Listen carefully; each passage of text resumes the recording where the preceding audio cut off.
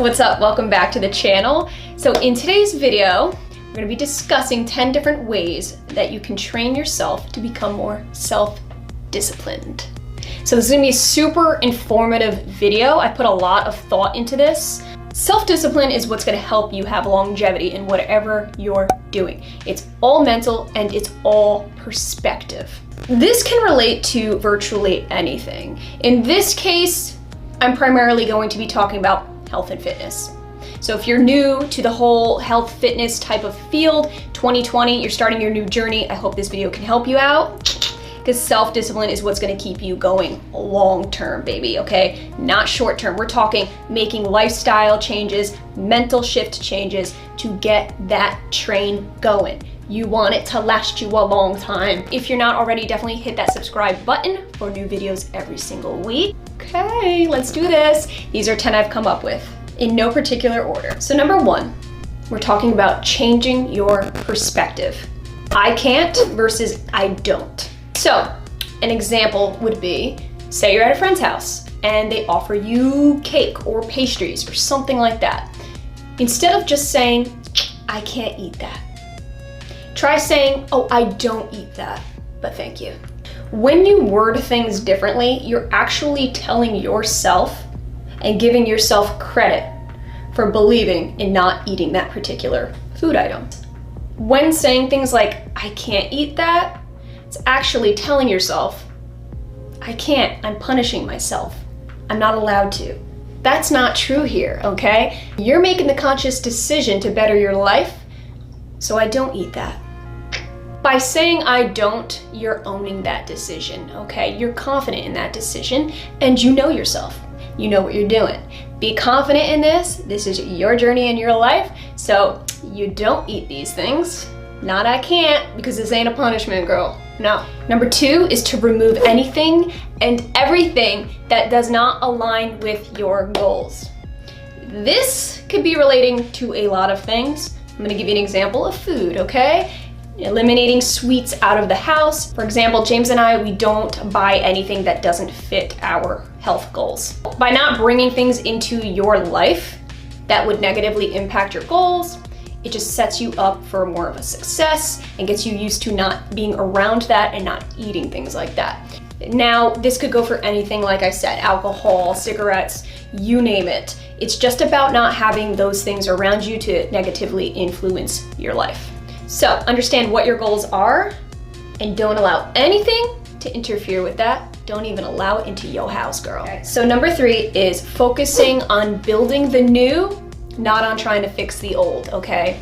This is important because a lot of people are so used to how their lifestyle was or currently is. When trying to make that transition, they dwell too much on the past. But what a lot of people don't understand is that your past really has no influence whatsoever on your future.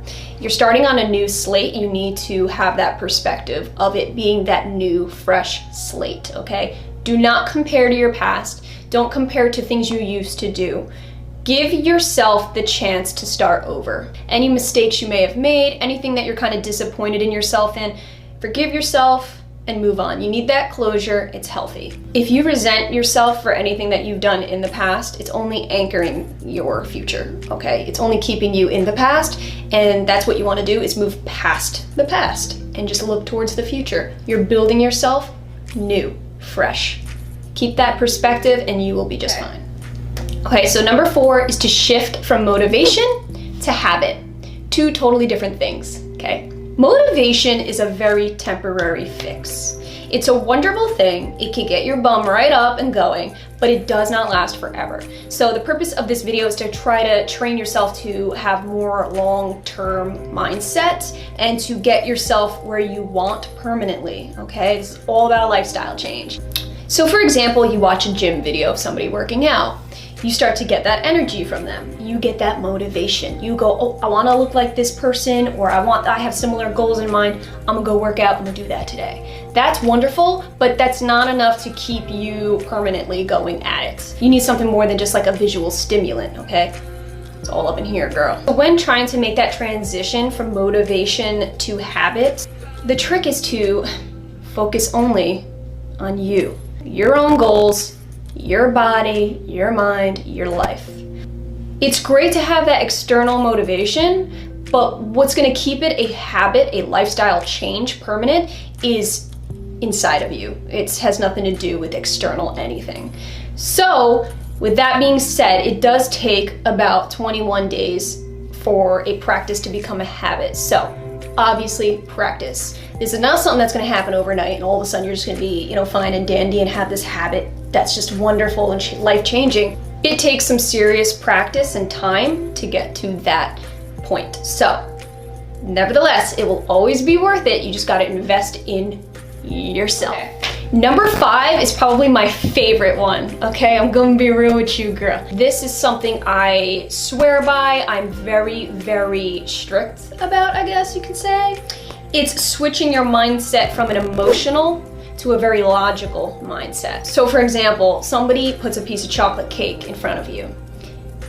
Your first reaction will be emotional. It will be, oh my God, that looks good. Oh my God, I'm salivating. I'm picturing how good that must taste. That's all emotional. You're just going based off of your initial emotion. What's gonna get you past that binge, that whole giving in to those kinds of things, is gonna be your logical taking over. That's what you gotta train your brain to do, is think logically, which means looking at that piece of cake and saying, okay, well that does look good, but how will it make me feel? What will it do to my body?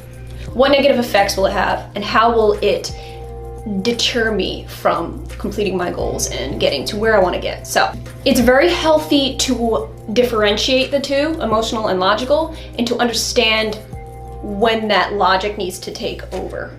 That is self-discipline in a nutshell. When thinking logically, for example, the cake, you're going to be understanding that you're eating for function and not taste. You gotta be really upfront and honest with yourself in these scenarios, okay? Recognize that emotional and recognize that you need to switch right over to that logic, because the logic is what's gonna get you where you need to go in life. Relying on that emotion, you're just gonna be, no. So guys, this leads me to point number 6. By saying no to that piece of cake, it is not deprivation. So do not get it twisted. Do not think you're depriving yourself. If you think that in your head that you are depriving yourself, you are going to end up giving in almost every single time, because there will not be any end in sight. So you're not depriving yourself. Believe me, deprivation is only when you're not eating at all. That's starving yourself. That's depriving your body. So if anything, you're actually depriving yourself by eating the cake, because you're depriving yourself from nutrients that you could be getting in better foods. So number 7 is to challenge yourself throughout the week intensely. So adding in intense challenges, whether it be nutritional or exercise. So for example, eating super clean a couple days out of the week, like super strictly, or exercising intensely those few days. This is what's gonna help mix up your routine enough to keep it from becoming monotonous and boring. Whether we like to admit it or not, humans are designed for challenge. We actually thrive on challenge. Keeping that incorporated into your routine will not only help you continue going in that direction, and it's going to make your everyday routine seem a lot easier, okay? When starting any routine, you might think it's intense, especially if you're not used to it. But adding in these super intense days, these high intensity days, will make the rest of your week, your normal, healthy maintenance, not seem like such a burden. In other words, you will kind of adapt to it a lot better. What used to be a heavy-duty challenge to you will become your new norm, okay? It's gonna gradually go like a chart, like you're eventually going to get to that level where something that used to be so difficult is now your norm. Okay, so tip number 8 is to not call it a diet. No such thing. I mean, there is, but it's just like quick fixes that never last. So instead of calling it a diet, just simply call it your nutritional standards. That's what I refer to it as. A diet is something that has an end line, okay? That eventually will come to an end. You don't want that. You want this to be an ongoing, permanent lifestyle change. I know that people overuse that term diet, and it's almost like the norm. It's just what we as a culture have evolved into just constantly saying. But don't be afraid to just stand outside of that, outside of the average, the norm. It's okay, you should be proud of being able to say this. You diet when there's events coming up, okay? You diet for a wedding or a vacation, you know, just temporary little fixes. But what happens when those days are over? Nutritional standards are a guideline, a permanent guideline that you must meet every single day in your life.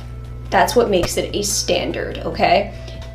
Keeping that standard in mind as something that defines you in your lifestyle is what's gonna keep you believing in it, and it's what's gonna keep you from falling off, okay? This is all about permanent.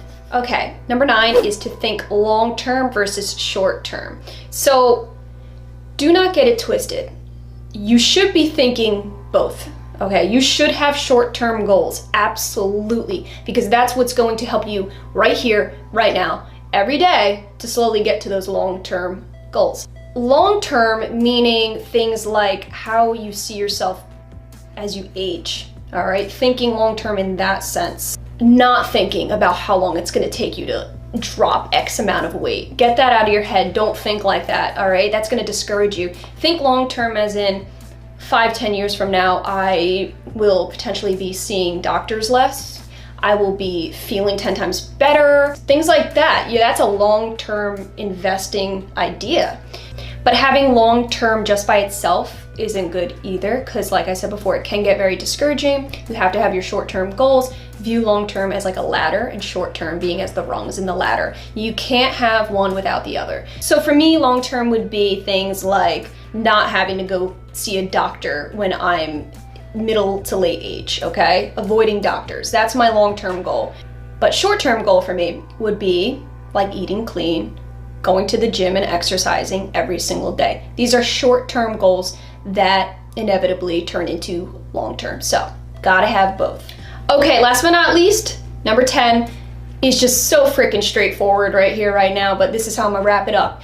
Giving yourself time. Patience is a virtue. We all know that. You gotta give yourself the much needed, respectful time. Things take time, great things especially. So, investing in yourself isn't a one and done. It is a long-term, time-invested thing. So once you learn pretty much how to change and shift your mindset, change your perspective on health, fitness, wellness, that is the beginning of changing your entire life. And the only thing that's gonna allow you to do that is time. Those were my 10 tips on how to become self-disciplined. You wanna chase that healthy lifestyle, it needs to be the stamp on the envelope. You need to put that stamp, you need to get self-disciplined. There's just no other way around it. Understand that it is not easy to become self-disciplined, okay? But if there's a will, there's a way. Remember that the body will not go where the mind does not allow it to go. Perspective and mental shifts are necessary. I know, guys, this was a pretty freaking serious video and I got real intense at some times, but it's because I'm very, very, very passionate about this topic. It isn't until you make these mental shifts where it's going to become an ingrained thing, a daily, everyday thing. So if you are up for that challenge,